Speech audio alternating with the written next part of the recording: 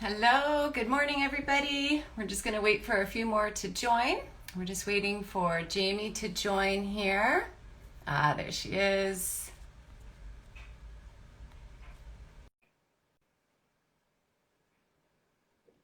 Okay, here she is. Morning, Mel. Hi, Jaimie. How are you? I'm good. How are you? Good. Gonna turn this light down a little there. Well, it's my morning and your afternoon. Yeah, we're getting into lunchtime here.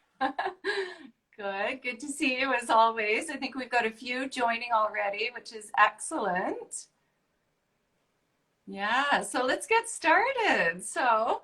I just want to introduce myself a little bit for your followers who don't know a lot about me. I'm Melanie Rathbun, and I'm owner and founder of Functional Vitality Health, and I am a functional medicine health coach. And Jaimie, why don't you go ahead and introduce yourself? Sure. Well, Mel, thanks for having me. I'm a style and fashion blogger, so lifestyle as well. And I've spoken on numerous media outlets, television segments across the United States on the topic of sustainable fashion. As a style and fashion blog, sometimes there's a little bit of dissonance between the constant need to accumulate new articles of clothing. But I think it's important to provide value to one's audience in ways that don't require them to spend a lot of money and are helpful to the planet. So I'm excited to talk about sustainable fashion and how you can shop your own closet. Yeah, exactly. And that's why when I thought to do something along these lines, you were the first person I called. And, with what you're saying within functional medicine health, we are very much concerned about the environment and the planet. And so it's not just our own personal health and what we're putting in our bodies, it's also what we're putting on our bodies. And we can look at beauty products, we can look at all of those things, but I have a lot of clients that have health issues with their skin, and they're finding that the more chemicals that are coming into our clothing and into fashion, it's affecting their skin with different issues. And so, for me personally, I really like looking at, organic cottons and linens and silks and all those beautiful fabrics there where your skin can breathe. And so I'd love to get, into that a little bit more and have you share your thoughts on that. And, I get concerned when I hear about these microfibers that are ending up in our water system. And I think there's more going on there than we even realize. And so, with this year, if there's one thing that I've learned, and I know a lot of my clients are focused on, it's simplicity. We're focused on our health, but we're also focused on the health of the environment and our impact. And we're seeing a lot of things going on, outside of our walls right now that is concerning a lot of us. So maybe I'll just turn it over to you, Jaimie, and let's just start out with you telling us a little bit about what led you to fashion and this industry. Well, growing up, I started reading Vogue magazine when I was 12 years old. I always loved the fashion industry. And I actually modeled pretty much, well, I still do from time to time, but on and off my entire life. So I love the fashion industry. I've seen firsthand how it all works. And then once I had a couple of children, it just became a lifestyle that wasn't sustainable for me personally. There's a lot of travel and last minute auditions and bookings that come up. So I started looking for ways that I could still be involved in the industry, but on my own schedule and on my own terms. Mm-hmm. And that led me to start a blog. And Mel, I thought it was just going to be a hobby. I think you probably remember me talking to you about this. Just something fun and creative for me. But shortly after, things really started to snowball. I got approached by a couple regional television shows to do some segments. Some brands approached me to work with them as a brand ambassador. And from there, things have quickly snowballed. And now I run a full-time business. Yeah.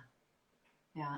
It's been amazing to watch where your passions and interests have taken you, because it has really taken off. So I've enjoyed watching it, and I'm just so thrilled that we can kind of mesh it together today with both of I our. know. Well, Yeah. I'm a huge fan of yours. I constantly post your recipes on my Facebook group.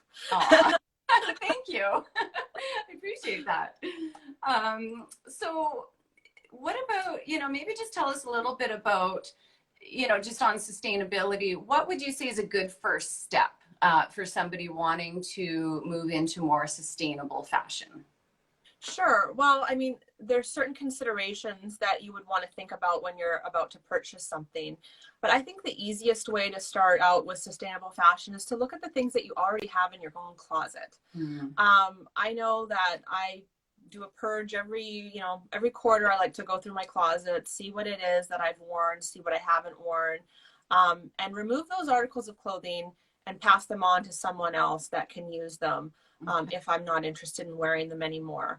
And there are various ways that you can do that. You can use clothing swaps, you can go online.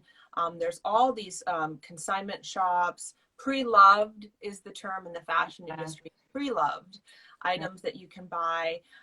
And you can sell your own items there as well.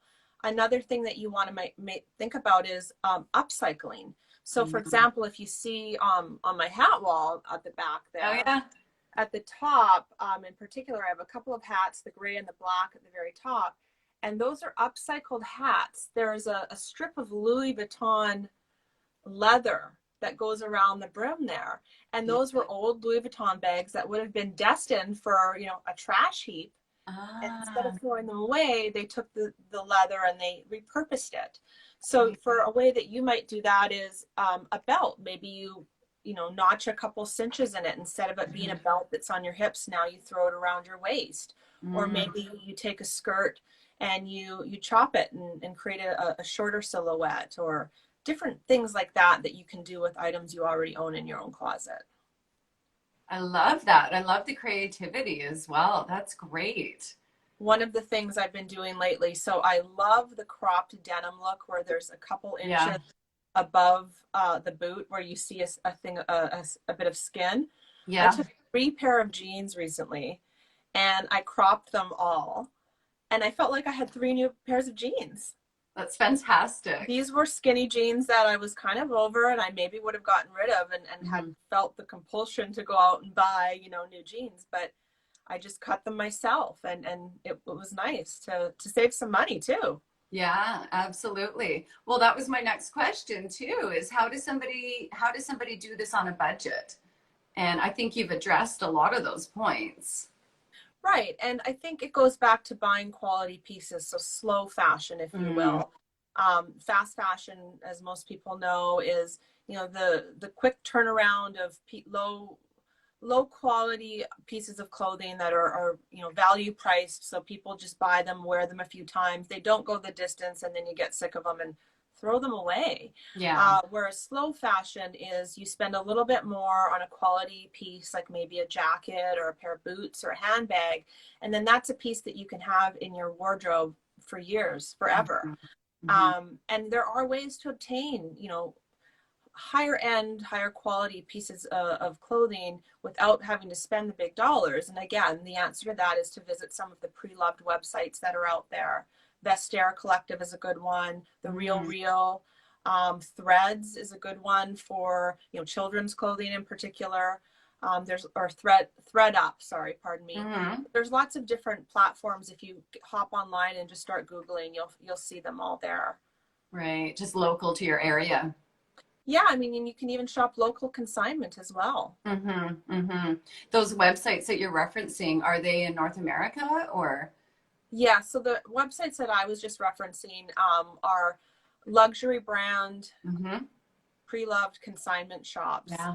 And, Rebag is another one where you can get, pre-loved designer handbags at a much lower cost. So it's not about buying a luxury item. What I'm saying is buying a quality piece that's going to go the distance, and then you don't have to spend the money on another piece, and it's not something that ends up in a landfill. Right. Yeah, that's wonderful. So you talked a bit about slow fashion. We've touched on sustainable fashion. What what does ethical fashion mean when you read this and you hear this? So ethical fashion to me actually conjures up the idea of a business plan, Mm, because the business owner, the corporation, has to make conscious decisions in how that they conduct their business. So ethical fashion is fashion that is being manufactured perhaps in a factory where the workers are being paid a fair living wage, where the the executives of the company are making decisions to price their clothing ethically. The markups on some things are astronomical. And, there are brands out there that show transparency in how they set their pricing, whether that be logistics of shipping, the manufacturing cost, material cost, all of those things. And then they show how they set their price points. So those are just a couple of examples of ethical fashion. And I feel like it kind of goes a little bit hand in hand with sustainable fashion. Yeah. So I know that's kind of the topic that we're discussing here, but sustainable basically means is the brand taking steps to in their manufacturing process and their business processes that don't hurt the environment. So maybe they're using recyclable packaging, or maybe they're not using any packaging at all. Yeah. Maybe it's not necessary to put a beauty product in 3 boxes. Maybe you just one or not at all. Choosing fabrics that are going to either biodegrade when it's time for it to, when its life is over, or that are going to last a lot longer, or are made from natural materials like hemp. Yes. So those are examples of sustainability. Right. And I guess linen would be another one as well. Yeah. What are your favorite fabrics? I love organic cottons and silks and linens, and even some the tencel and things like that. They're more biodegradable, and they just feel better on my skin. I feel that my skin can breathe better, and I just love purchasing those things and those types of fabrics. And I think about the farmers too, that are involved in this whole supply chain, and they often get forgotten about, but there's a lot that affects them with the pesticides and the chemicals. And if they don't have to use those things, their health is going to be so much better. Not just ours, the end product, but theirs as well. So I really like it when those types of ethical decisions are made that involve the farmers as well. Right. Where would we be without them when we're talking about these natural fibers? So excellent point. Yeah. And yeah. just to go a little bit further on the Yeah. I love tencel as well. I Yeah. bought a couple of products. It's spelled Tencel. Yeah. I believe, for anyone that's watching and wants to research it. And it's a plant-based material. Right.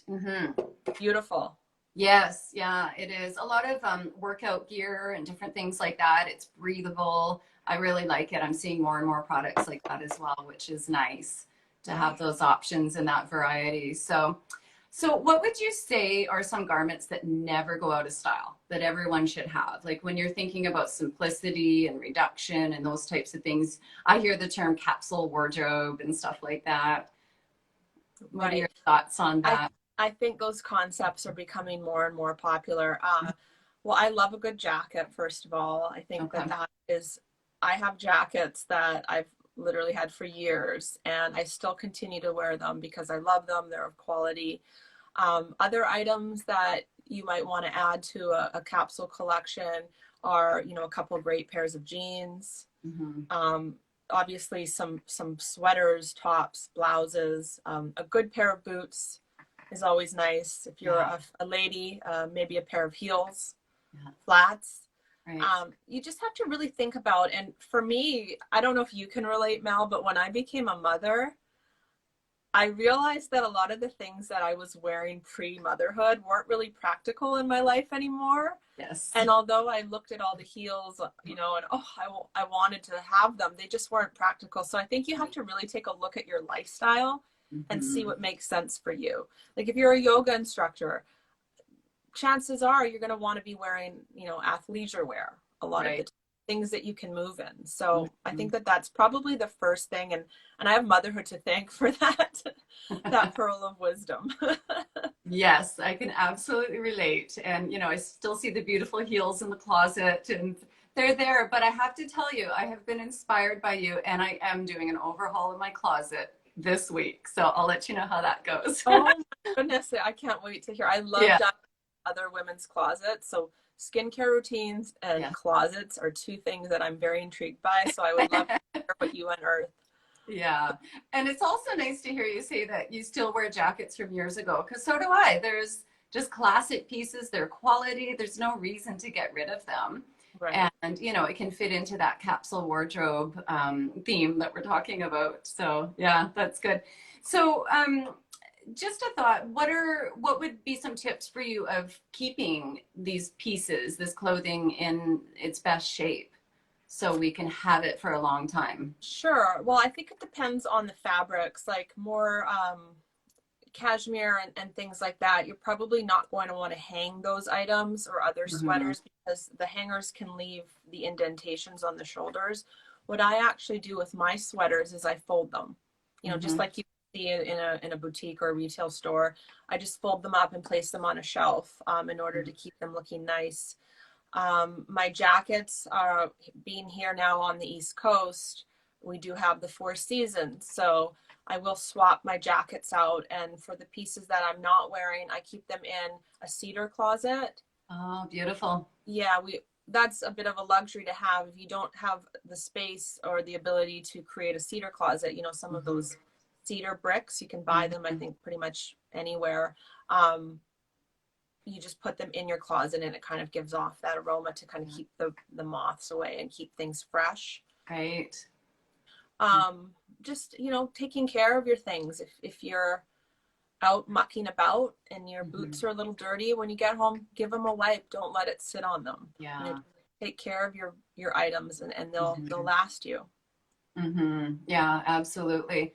So, you know, I know that we can't all avoid, you know, the polyester items and those types of things with those microbeads. Is there a way to keep, I think in your blog post, which we're going to link to after this, you talked about like using garment bags and things like that. Does that help?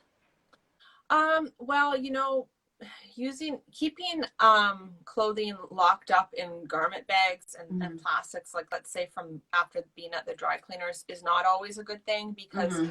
depending on the climate where you live, sometimes moisture can get trapped in there Yeah. if you're in a kind of a humid climate. So I wouldn't necessarily recommend storing the average item in a garment bag. Mm-hmm. If you do have the ability to put an item in a cedar closet, like maybe a beaded dress or something that Mm-hmm. has some delicate detailing on it, Mm-hmm. that might be something to consider. Um, Right. but think about your wedding dress. Like it had Yeah. to be carefully packaged afterwards because Yes. you want it to yellow and the Yeah. air can change the color of fabrics if you're hanging on to them. I think most people have a white dress shirt or two kicking around in their closet and Yeah. they see over time it starts to kind of have a yellow tone to Mm-hmm. it. Mm-hmm. And Yeah. sometimes that's from dry cleaning. Uh, Sometimes mm-hmm. the chemicals that are used in dry Mm-hmm. cleaning can actually cause the discoloration of fabrics. So True. if you Mm-hmm. are going to use a dry cleaner, sometimes it makes sense to pay a little bit more for one that uses more environmentally friendly Yes. Yeah. methods. So much better. And even from a health perspective, the off gassing that comes from dry cleaning, breathing in those chemicals can be quite harmful. So actually what we do if we must dry clean, things will hang outside with the plastic off for a few days before it comes inside. So especially for people that are chemically sensitive or have lung issues and different things like that, yeah, you don't want to be breathing in that stuff, but definitely seeking out the greener dry cleaners, the ones that use, you know, the less harsh chemicals, and it's easier on the fabrics as well, I think. Right. So, yeah, yeah. That's a So, great tip. I thought mhm. of hanging my dry cleaning items kind of outside, but that's actually a really good tip. Oh, I've Yeah, children too, so because I think definitely, definitely, yeah. You don't want to be breathing that in, and it takes a couple days, and you'll notice a change in the smell too. When you smell it day one, and you bring it home, you take off the plastic, you let it breathe and air out. It makes a big difference. So, yeah, a little tip. So you talked about a little bit about I'm just curious about other items that you don't want. I think you touched on a few things, but what's your favorite go-to for those items? You know, maybe the jeans, you decided you did actually want to get rid of them instead of cropping them. Where would they go? Yeah. Well, I mean, there's always a lot of organizations. I feel like particularly right now, people are in Yeah. need. So donating items is always a good thing to do. But with that being said, we all work hard for our money, and you know, Mm-hmm. clothing items can be expensive. So sometimes you want to try and recoup a little bit of your investment, and there's nothing wrong with Mm-hmm. that. So I would recommend checking out local consignment stores in your area. That would be a good Mm-hmm. place. Going online and researching again the pre-loved websites that can offer. Yeah. Sometimes they'll send you a bag and you can just put all the items in the bag and send them off, and they will mark Okay. them and sell them for you, and then you get your commission. So you just have to No, do a little bit of research, but I think that those are the best ways right now. that's fantastic. Yeah, I love, my sister was just telling me that my nephew, he's university age now, has started shopping with his friends at consignment stores.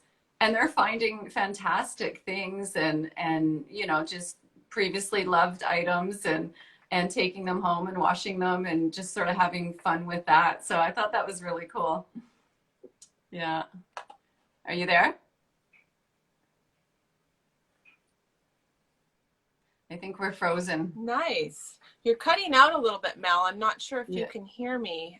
Yeah.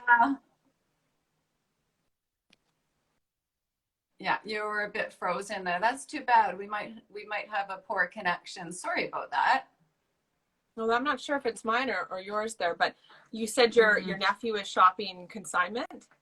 Yeah, I thought that was really cool. So he's just started university, and him and his friends, they're going as a group and shopping together, which I thought was really neat. And they're finding some great items, and he's very much into Right. fashion. So yeah, I love that. And you yeah, know, a lot of people are doing that before, like you know, kind of the stigma of buying, you know, secondhand.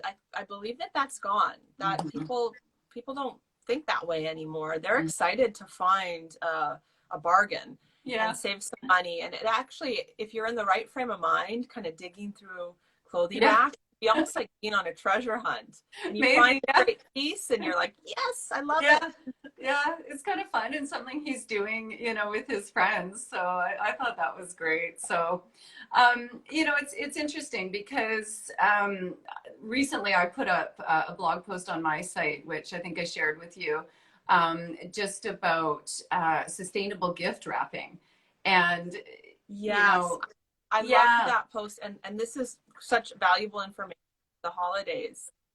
Mm. Yeah, I think Tell us people have more really. about that. Yeah, well, it comes down to just thinking about what we're wrapping our gifts in. So using things like, mason jars and glassware and craft paper bags that have been recycled and, the craft wrapping paper as well. So you can wrap anything in it, recycled, gift boxes, different things like that. Mhm. Old magazines, old newspapers, whatever you can find to wrap gifts in. But just because we're talking about, fabrics, I really love this trend of furoshiki, which is a Japanese gift wrapping custom. And so now we're seeing it in different cultures. So maybe you take, an old scarf that you're not using anymore, and then there's this style of wrapping, and it doesn't involve any tape or staples or anything like that. And it's quite a beautiful presentation, and it has a personal touch to it. So I've been sharing that with some clients and on my website as well. And it's a fun and creative way to wrap up our gifts for loved ones. I Yeah. love that idea, and that's Yeah. upcycling. You're Yes. reusing a piece in another way. Hmm. So what types of materials? You said a scarf, Yeah.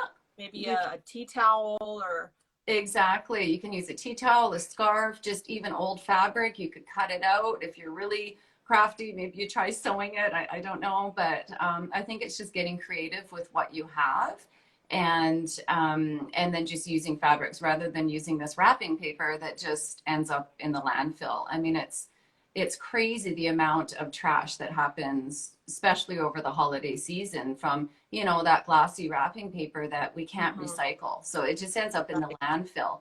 So if there's a way to gift using recyclable items, I think it really helps with the impact that we're having. So, what types of materials could you use then? I guess newspapers. yeah.